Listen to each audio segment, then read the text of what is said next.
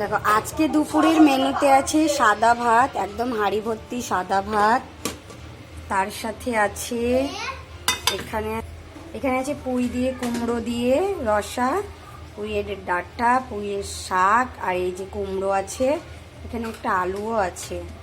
এটা হয়েছে, আর আছে এখানে হচ্ছে কালকের এটা ঢেঁড়স চচ্চড়ি, কালকারই তরকারি থেকে গেছে সব, আলু করলা চচ্চড়ি, এটাও কালকের। আর এখানে আছে ডাল, আম দিয়ে ডাল, এই যে ডাল, মুসুর ডাল ফোড়ন দেওয়া। আর আছে এখানে আছে আমের চাটনি, কত সুন্দর লাগছে দেখো আমের চাটনিটা।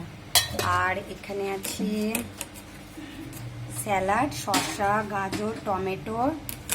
আর এখানে কালকের খাবার, এই দুটো হচ্ছে কালকের চিলি চিকেন আর ফ্রাইড রাইস।